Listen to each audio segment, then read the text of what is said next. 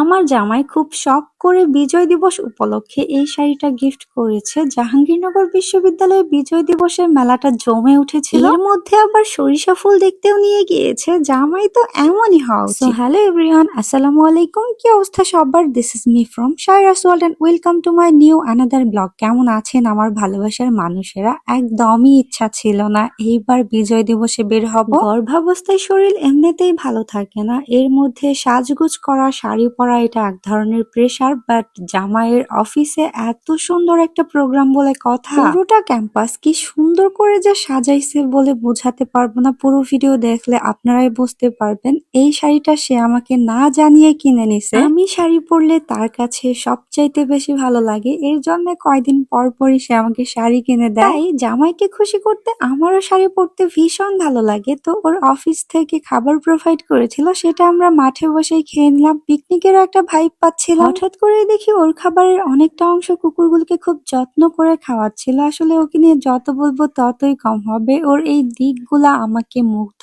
করে দেয়। যাই হোক, শীতকাল আসলে আমাদের জাহাঙ্গীরনগর বিশ্ববিদ্যালয়টা এমনিতেই অনেক বেশি সুন্দর হয়ে যায়। আর বিজয় দিবস উপলক্ষে এত সুন্দর করে পুরো ক্যাম্পাসটা সাজিয়েছে। এইদিকে আমার অবস্থা দেখেন, বাসায় সাজগোজ করতে করতে নেল পলিশ দিতে ভুলে গিয়েছি, তাই মুক্ত মঞ্চে বসে বসে নেল পলিশ দিচ্ছি। ছোট থেকেই খুব শখ ছিল নিজে কোনো পাবলিক ইউনিভার্সিটিতে পড়াশোনা করব, ফ্রেন্ডদের সাথে ঘুরে বেড়াবো, বাট এইটা কোনো কারণে হয়নি। তবে আমার এটা নিয়ে একটু আফসোস নেই, কজ আমার জামাই ছোট থেকেই জাহাঙ্গীরনগর পড়াশোনা করেছে, এইখানেই কর্মরত আছে। ওর সুবাদে আমিও এই ক্যাম্পাসকে ভীষণ ভালোবাসি। অনেক স্মৃতি, অনেক ভালো মুহূর্ত এই ক্যাম্পাসে কাটিয়েছি। দেন আমরা চলে আসি জাহাঙ্গীরনগর বিজয় মেলায়। এই মেলাটা এবার একদম অন্যভাবে সেজে উঠেছিল। প্রত্যেকটা স্টলের জিনিসগুলো অনেক বেশি ইউনিক ছিল, হাতের কাজের অনেক জিনিস ছিল যেগুলো আমার ভীষণ ভালো লেগেছে। আমরা তো প্রত্যেকটা স্টল ঘুরে ঘুরে দেখেছি, সাইরার আর আমার জন্য টুকটাক কিছু কেনাকাটাও করেছি। মেলায় গিয়েছি আর কেনাকাটা করব না, এইটা আবার হয় নাকি বলেন? তবে সবচাইতে বেশি ভালো লেগেছে এই ঝিলমিল বেলুন গুলো,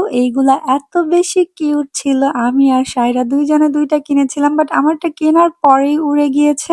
মেলার কমন যে ব্যাপারটা থাকে সেটা হচ্ছে এইরকম ভাজা পোড়া, সাথে অনেক রকমের আচার। এখানে একটা আপু হোমমেড কেক সেল করতেছিল। আগেকার মেলায় এই ধরনের কেকের স্টল কখনোই চোখে পড়েনি, তবে এখন এটা খুবই কমন একটা ব্যাপার। সাথে অনেক রকমের পিঠার স্টল ছিল, দইয়ের স্টল ছিল, আর অনেক কিছু ছিল যেগুলো সব ভিডিও করলে এটা অনেক বড় হয়ে যেত। তারপর আমরা মেলাটা ভালোভাবে ভিজিট করে চলে আসি সরিষা ফুল দেখতে। এটা আমার একদমই আনএক্সপেক্টেড ছিল। মেলায় দাঁড়িয়েই সে আমাকে বলতেছিল তোমার জন্য একটা সারপ্রাইজ আছে চলো, এইটা বলেই সে একদম সরিষা ফুল দেখতে নিয়ে আসছে। আমি তো সরিষা ফুল দেখে ভীষণ খুশি, মনে হচ্ছিল সরিষা ফুলগুলো যেন আমার জন্যই ওয়েট করতেছে। এমন জামাই সব মেয়েদের হোক। প্রথমে তো শাড়ি গিফট করলো, বিজয় দিবসে ঘুরতে নিয়ে আসলো, এর মধ্যে আবার সরিষা ফুলও দেখতে নিয়ে আসলো। আলহামদুলিল্লাহ, বউকে কিভাবে ইমপ্রেস করতে হয় এটা সে খুব ভালোই জানে। মনে হচ্ছিল সরিষা ফুলের মাঝখানে একটা প্রজাপতি বসে আছে। সত্যি আজকে না বের হলে